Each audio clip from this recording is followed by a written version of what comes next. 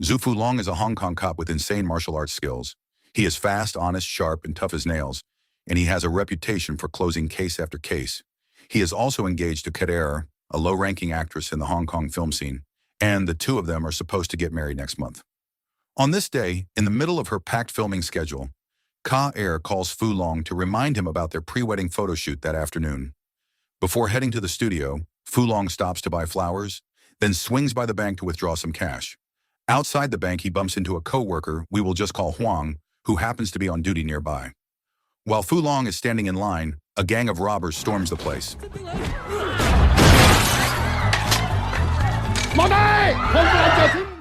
Their hacker cuts the power and the phone signal across the entire area, and the crew forces the bank manager to empty the vault into their bags.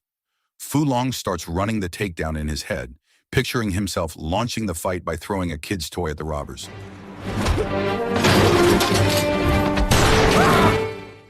Reality is not that smooth, because the kid flat out refuses to hand the toy over. The robbers get the money and run.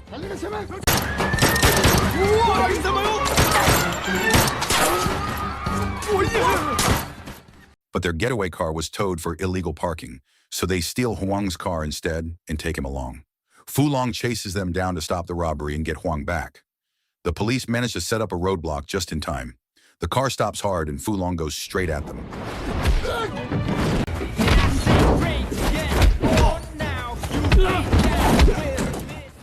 The robbers plow through two officers trying to chase them, but Fulong drops three of the henchmen, leaving only the ringleader and one more man behind the wheel. The funny part is that a news crew is right there filming the entire showdown. Fulong stays locked in and finishes the last two, then takes the wheel of the car, only to discover the brakes are gone and the clutch has come loose. He ends up crashing the car straight into his own police station.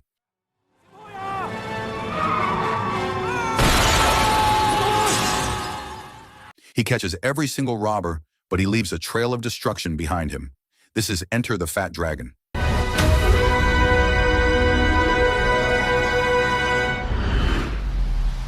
Kat is furious that Fulong skipped the photo shoot to save Huang, especially since the whole thing has gone viral thanks to that news footage.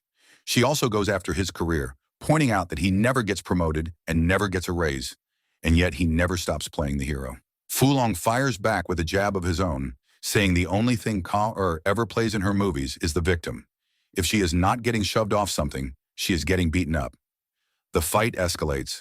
Kat feels like the job always comes before her, so she starts grilling him with personal questions to test how much he really knows about her. From her favorite food to her hobbies, to when they first met, the second time, and the third. Things get so heated that Kat falls and breaks her arm, and she is rushed to the hospital. The wedding gets called off. It gets worse the next morning at work, because the police commissioner pulls Fulong off the streets and sticks him behind a desk, putting him in charge of the evidence room. Fulong vents to Huang about how none of his work has ever been appreciated. He took down an entire crime syndicate by himself, he stopped a criminal who was a national wushu champion, and he closed countless cases and saved plenty of lives along the way. Huang gently reminds him that almost every one of those cases also left a mountain of damage behind.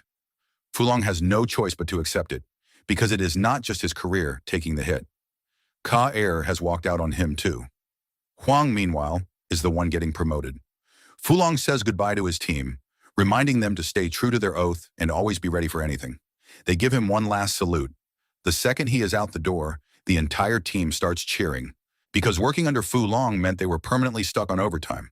The next morning, Fulong goes cycling with Huang, who tells him to stop obsessing over wiping out crime, because the world keeps turning and there will always be bad guys out there. Fulong is not interested since he has his own principles. Then he wipes out on his bike, breaks his leg, and ends up in a cast. Months go by. Fulong settles into the evidence room. He cannot work a single case anymore, and he has lost the woman he loves, so he just eats, and eats, and eats some more. Kat is still filming, but she keeps drifting off, unable to stop thinking about him. 6 months later, Fulong has gone from 66 kilograms all the way up to 113. He spends his birthday completely alone. Over in Tokyo, another birthday is being celebrated. The boss of a Japanese Yakuza syndicate is surrounded by his top men, including his own grandson, Takashi. The old man is a massive fan of Ka-air and watches every film she makes. So Takashi is ordered to fly to Hong Kong, find Ka-air, and bring her back to Tokyo. At the same time, Huang hands Fu Long a mission. He needs to escort a man named Yuji back to Japan. Yuji is an adult film director who got caught in a grenade blast during that bank robbery. The blast left a blood clot on the left side of his brain and wiped out part of his memory. Japanese police say Yuji is connected to an incident back in Tokyo, so he is being sent home. Huang pulls strings to give Fu Long this job, hoping it will get him back into the field. 2 days later, Fu Long boards the flight with Yuji cuffed to his seat. Then he runs into Ka-air, who happens to be on the same plane. She barely recognizes him and is stunned by how much weight he has put on in 6 months. Fu Long explains that his job now is basically sitting in a room and eating, and he congratulates her since her latest drama has gone viral everywhere. Ka-air says she is flying out for work and introduces Takashi as the client who came all the way to Hong Kong to collect her. Takashi, however, freezes the moment he spots Yuji sitting right next to Fu Long. When the plane lands, Fu Long and Yuji are met by a senior officer named Endo, who never takes off his wig, and an interpreter named Maggie. On the drive to the Tokyo police station, Endo lets one rip and immediately blames Yuji for it. Then they stop at a public restroom so Yuji can supposedly use the toilet. It is a setup. Endo has a hired killer waiting in the next stall. Yuji barely dodges the attempt and bolts out of there with his pants still missing.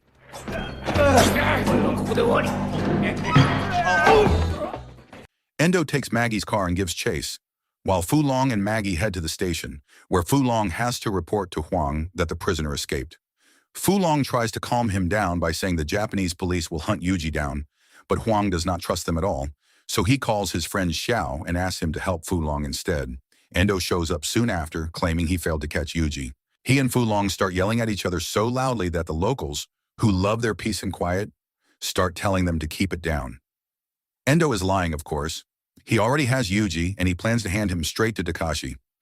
Xiao takes Fu Long back to his rented place in the middle of the city and mentions that he used to live in Hong Kong, and that he is a cop too. Then he spots Takashi's Yakuza crew rolling up on a little spicy noodle stall right across from his building, throwing out every customer inside. They are there to collect a debt from the owner, a woman we will call Charisma, who also happens to be Xiao's girlfriend. As usual, the one who owes the money acts tougher than the ones collecting it, and the Yakuza starts smashing the place apart.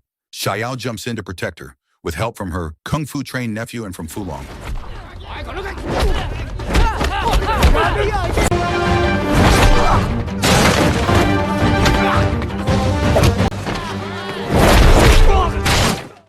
Fu Long traps every Yakuza member inside the building, but when the police finally arrive, they simply let all of them walk. It could not be clearer that the cops in this city answer to the Yakuza. Meanwhile, Yuji is being held and beaten by Takashi's men.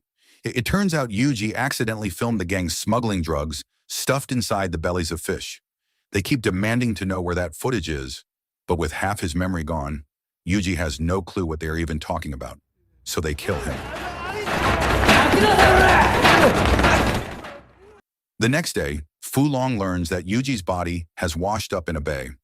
Endo calmly explains it away as an overdose suicide, since drugs were found in his system and he supposedly left a note behind. Endo even suggests Fu Long just fly home to Hong Kong since Yuji is dead anyway, but Fu Long can see the body is covered in bruises from a beating, and none of this adds up. Fu Long searches Yuji's apartment with Xiao and finds a phone hidden inside a pillow, right before Yuji's pet dog launches itself at Xiao. Over noodles afterward, Xiao asks how a cop with 10 years on the force never made inspector. When they go through the phone, they find one video that refuses to open. Next, they hit the fish market for more leads. As it happens, the Yakuza boss and his crew are holding a celebration there, with Ka-air attending as their special guest.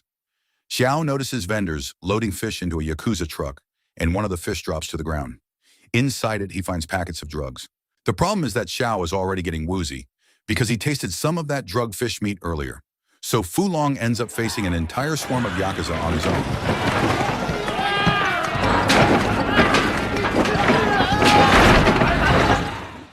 While a completely stoned Xiao still somehow manages to help. The fight wrecks the celebration in front of a wall of media cameras. Takashi orders Fu Long to get out of Japan and stop meddling in their business. Ka-air is furious too, because she feels like he is destroying her job. Fu Long tries to explain that the people who hired her are Yakuza, and he does not want her anywhere near criminals like that. Then Endo and a few officers arrive, order Fu Long to leave immediately, and apologize to the syndicate for the disturbance. Now Fu Long understands the truth. The police here are useless and Endo is dirty. Maggie even admits that the Japanese police already know the syndicate smuggles drugs. They stay quiet because they have no proof. Fu Long starts to wonder whether he really has been overplaying the hero all these years, chasing cases he could have ignored, the habit that torched his career, drove away his bride-to-be, and left destruction in every direction. Elsewhere, Xiao and Charisma get into a fight because they have been together for 10 years, and there is still no answer on when they are getting married. Fu Long steps in and smooths it over, telling them how much Xiao loves her and that he is sure she feels the same. Watching them, Fu Long thinks of Ka and calls her out to meet. She still agrees to have a meal with him, and the conversation slowly brings them back together. Ka cannot understand why two people who love each other this much fight so often. Fu Long tells her that arguing is part of communicating, part of a relationship growing up, and it simply has to happen. He apologizes for everything he got wrong and says he wants to start over from the beginning. He even offers to quit the force if that is what it takes. Then an earthquake hits, and the noodle shop starts coming apart.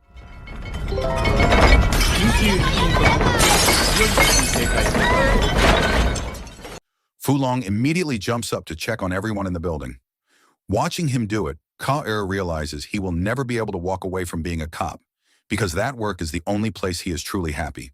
So she gently ends the relationship, telling him he is meant to be out there helping people, and she does not want to be the thing holding him back. Right after that, Huang calls and orders him back to Hong Kong, because reports have already landed about Yuji's death and the brawl that leveled the fish market. Fu Long refuses. He would rather look like a fool than live with regret, and he is going to keep digging until he exposes the rot inside the syndicate. The next day, Takashi visits the Yakuza boss to get a signed document transferring ownership of the fish market to him. The boss refuses to sign and just keeps doodling, so Takashi kills the guard standing there and forces the old man, his own grandfather, to sign immediately. The moment the paper is signed, Takashi murders him too. Kaer arrives shortly after to say goodbye before flying home, and she walks straight into the aftermath with the boss and his guards dead on the floor. Takashi comes after her. She fights back, but she gets captured.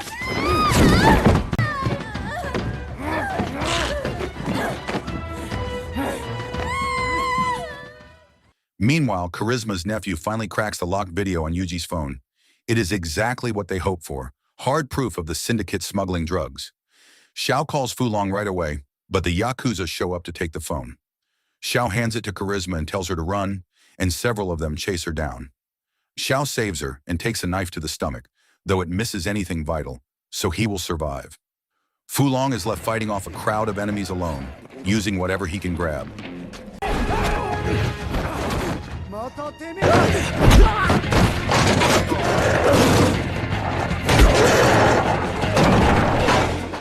He beats every last one of them, and only then do Endo and the police show up. Instead of arresting the Yakuza, Endo blames Fu Long for playing the hero again. Fu Long already knows Endo is working with Takashi, and Endo casually admits it, bragging that the whole fart in the car routine was his setup so Yuji could be handed over. Fu Long tells him a crooked cop like him is going to get what is coming to him. Maggie and Charisma's nephew have finally had enough and turn on Endo, and the karma arrives almost instantly because Endo gets hit by a car. Then Takashi calls from Kair's phone. Fu Long has to bring Yuji's phone to the top of Tokyo Tower, or Kair dies. Fu Long races to the tower, where the staff of a high-end restaurant have already been taken hostage, and Kair's face is bruised from being tortured. The moment he sees her, he charges Takashi and gets shot for it, though the bullet only grazes his enormous belly. Fu Long grabs the restaurant's knives and Takashi's dropped pistol and tears through a pile of underlings. He even uses Kair's body as a weapon. But one-on-one, Takashi is a serious martial artist, and the fight turns brutal. Fu Long finally knocks him out cold, right as Huang and Maggie arrive by helicopter to announce that the police have surrounded Tokyo Tower. The drug smuggling video has already been spread all over the internet, so now the police have no excuse left. They have to arrest Takashi and his entire gang.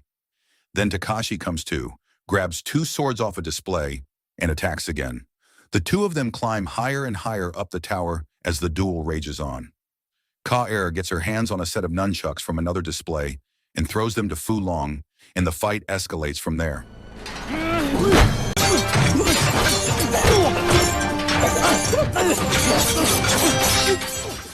Maggie, who turns out to be an amateur pilot at best, nearly crashes the helicopter into them, and Fulong takes a hard hit in the chaos. He recovers, knocks both swords out of Takashi's hands, and keeps hammering him until he unloads his finishing move, a rapid-fire barrage of Wing Chun strikes.